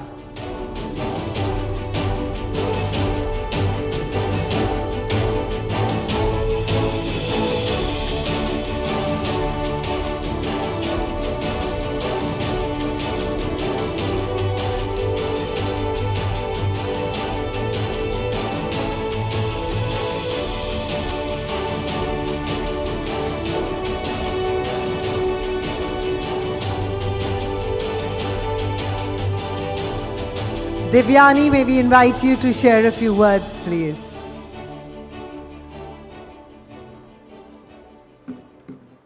Thank you so much. It is a privilege to accept this award on behalf of my father. Standing here today, I feel incredibly proud. But as I hold this award in my hands, I also feel an overwhelming sense of responsibility. My brother and I have grown up watching his values and his integrity, his commitment, and the way he has always put his people before everything else. We know that what he has built is far more than an institution or a business. It is a legacy of trust. We feel deeply responsible for carrying that legacy forward in a way that would make him proud, not by trying to be him, but by staying true to the values he had taught us. Thank you for honoring him today. It is a moment our family will cherish forever. Thank you.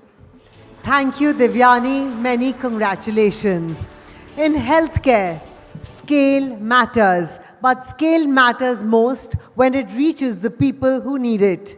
This award recognizes a company that has turned domestic manufacturing strength into wider healthcare access, with more than 75% of its manufacturing carried out in-house across 32 facilities. This company has built scale, quality, and supply reliability into a model centered on affordability, with a portfolio that now spans acute, chronic, and specialty therapies.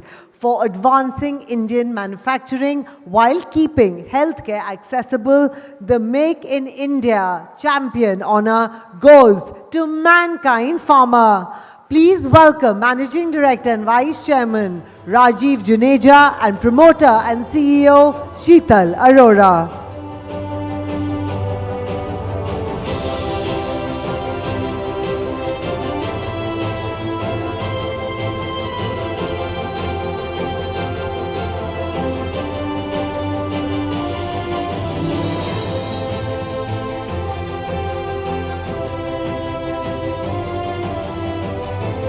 Rajiv, may we invite you to share a few words?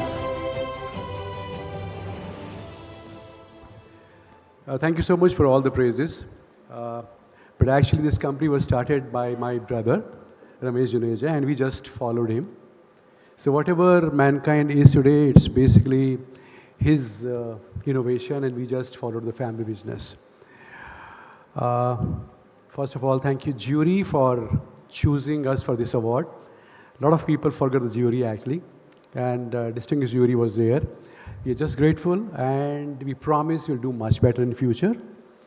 Thank you so much, ET, for creating this platform, because we all need some kind of a validation. Secretly, we desire validation, and this is one platform where you are just giving a sort of applause and accolades.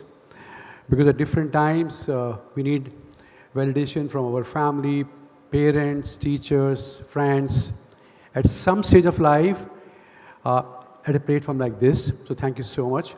And what a wonderful thing that I'm receiving this award from Rajiv, who embodies all the qualities. Thank you so much. And when you come from Meerut, this journey from Meerut to this place, has been just incredible.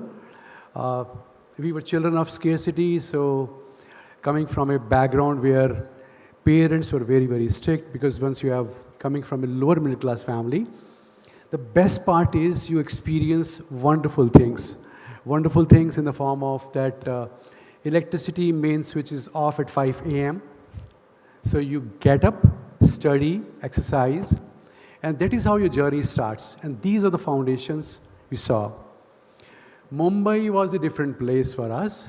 It was a place of dreams, and where we used to naively imagine that the two brothers, Tata Birla, why Tata was more popular because of Tata Salt, Tata Steel, Tata Trucks, Tata Buses, and Birla because of the family business. The family name was there, and they had some cousin brothers working in Mumbai and building India.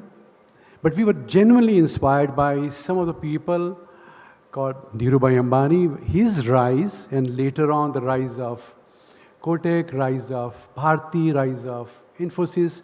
That short of inspiration made some kind of a belief in us that we too can do something. So thank you to a lot of people sitting in this room. You may not realize that how much you people have inspired us, that we have reached to this particular level. Again, the life is very interesting. Whichever position you reach, there's somebody always who's ahead of you.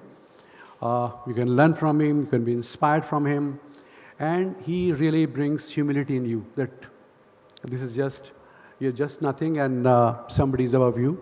And those people, those who are just behind you, are pushing you, motivating you, and making sure that you perform better. Otherwise, you'll be dethroned from your position.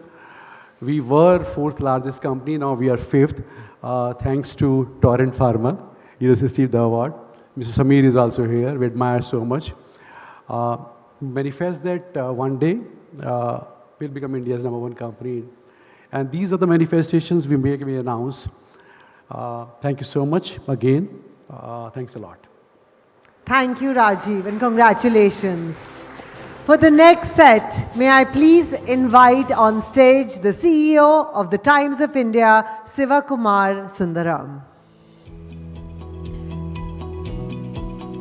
And now, ladies and gentlemen, it's time for the Family Business of the Year in the Mega Category Award, recognizing an institution whose scale has helped define an entire sector. What began as a single hospital more than 4 decades ago now spans 74 hospitals and over 10,000 beds, supported by more than 13,000 doctors and an extensive network of diagnostics, clinics, pharmacies, and digital care. It is now carrying that scale into preventive health, AI, genomics, and personalized medicine. The ET Family Business Award for the Family Business of the Year in the Mega category is presented to Apollo Hospitals. To receive the award on behalf of Apollo Hospitals, please welcome Executive Vice Chairperson Dr. Preeta Reddy, Managing Director Dr. Sunita Reddy, Joint Managing Director Dr. Sangeeta Reddy, and Promoter Director Apollo Hospitals and Executive Chairperson Apollo Health Company, Shobna Kaminaini.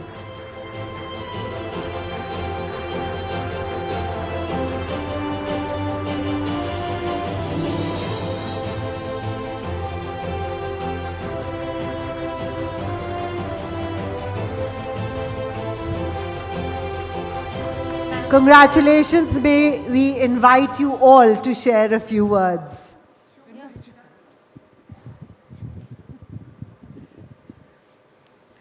Thank you for the team at Times of India and the jury for this honor. To me, awards and honors just are an extra responsibility, because while you receive an award, you realize that there is so much more to be done. And I have to acknowledge the role, especially on Guru Purnima, which my dad and my mum played.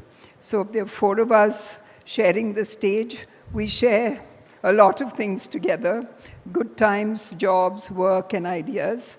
So I must thank my sisters. We're all equals in what we do, and I'm going to share the mic with them now. Thank you, Economic Times, for recognizing that we redefined wealth creation, because we invested, my father and Apollo invested in the health of a nation. So thank you, Economic Times, and watch out for the next chapter of Apollo with 4 of us and many more. Thank you, everyone, for all the trust and the faith in us.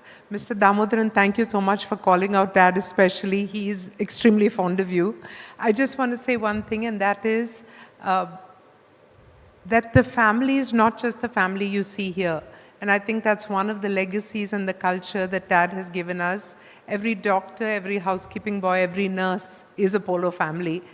And all our patients who come to us for their care and put their faith and trust in us, our family as well. And we will continue to innovate and serve and always hope to live up to the expectations of our customers and our patients. Thank you all so much. Thank you. I feel really comfortable in this room, because I think that one thing is there that we all share in common, that we really work hard to be where we are today, that none of us here have just got here just by birth. We're not that. And I think this is what this award recognizes. So thank you, Economic Times, that we do work hard and we'll continue working hard. And like the first slide said, family businesses do build India, and we'll continue to do so, Mr. Damodaran, 100 years from now. And our kids will do it, and their kids after them. There are so many shoulders that we could stand on. And my mother was kind of surprised, how come they gave this to you guys? We're not even the biggest family business. So then we had to tell her, were kind of exciting because we're four women who are going to be taking over and we're each other's best friends. So there's something in that for women diversity. So I thank the jury for bringing that up. Thank you. Thank you. Congratulations once again to Apollo Hospitals. It's now time to recognize the Family Business of the Year in the large category. Some of the longest business journeys begin far from the industries they eventually shape. This one began in 1887 with the grain and timber merchant supplying local markets and British-owned estates in Kerala. Nearly 140 years later, its flagship lending arm serves customers through more than 3,800 branches across India. Built on trust, it has grown from a regional family enterprise into a nationwide financial services network. The Family Business of the Year in the large category award is presented to Muthoot FinCorp. Please welcome Chairman and MD Thomas John Muthoot. Join MDs Thomas George Muthoot and Thomas Muthoot. I hope you're okay, sir.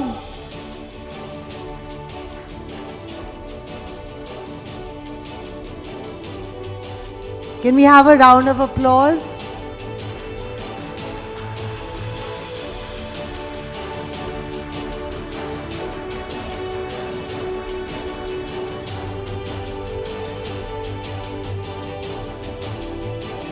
Mr. Thomas John Muthoot, may we invite you to share a few words. Good evening, ladies and gentlemen. We as a family are deeply honored to receive this recognition today on behalf of the Muthoot Papajan family and the 48,000 Muthootians we have. We dedicate this award to them. We are also thankful to Economic Times 361 and also the distinguished jury for giving us this award. We are very fortunate that our founding fathers have given us a platform and foundational values to build this business from what they had given us. We are now in the 4th generation. We have the 5th generation who is 5 years old. He is missing school. He wanted to come. So as a family, we listened to everyone. So he wanted to come. We brought him here.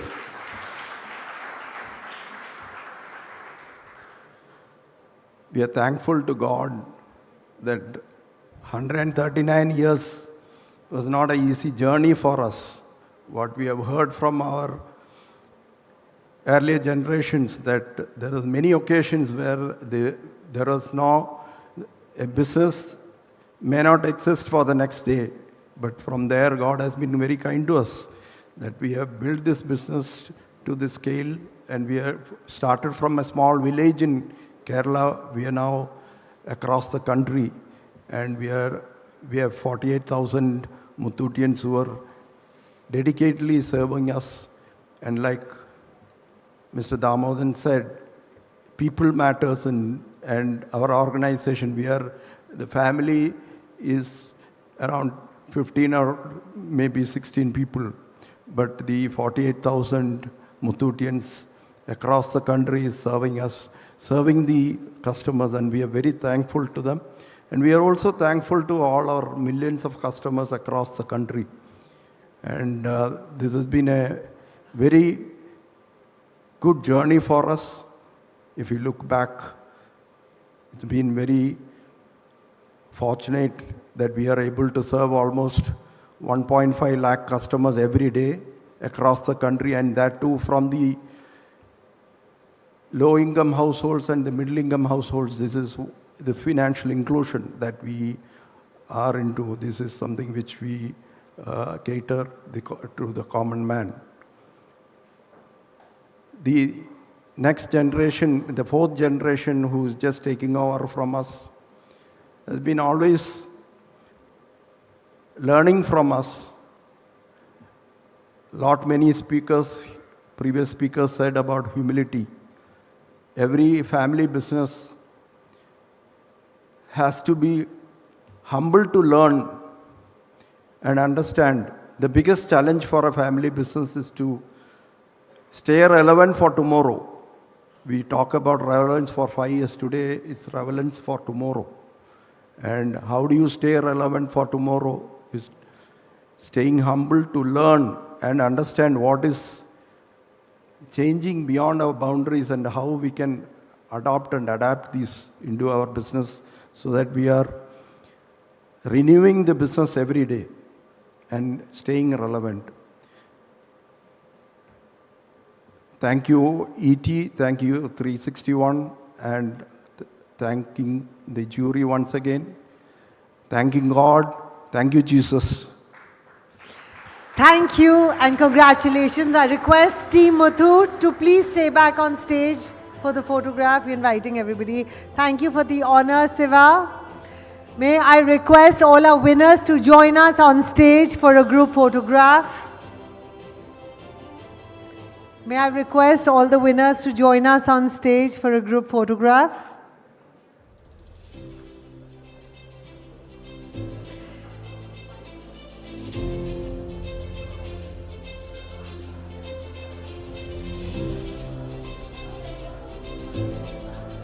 Ladies and gentlemen, the winners kindly join us on stage.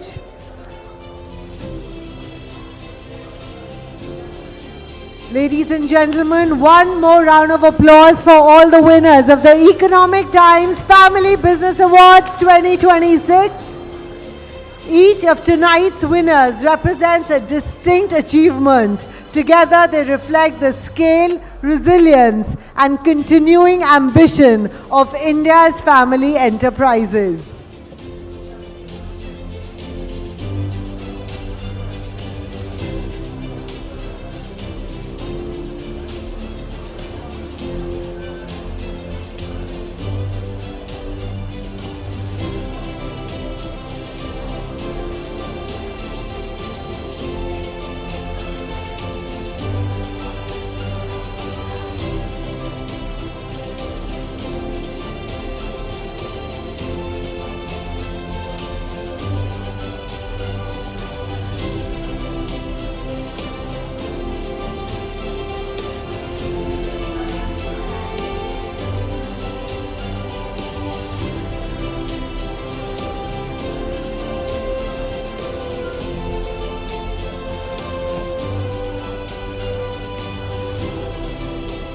And with that, ladies and gentlemen, we bring the formal proceedings of this evening to a close.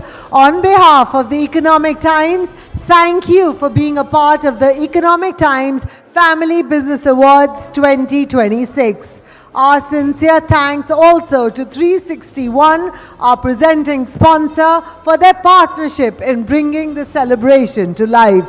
Dinner is now open and we invite you to continue the conversations over dinner and networking. Thank you, good evening, and congratulations once again to all our winners. I'll see you again next year at the next edition of the Economic Times Family Business Awards.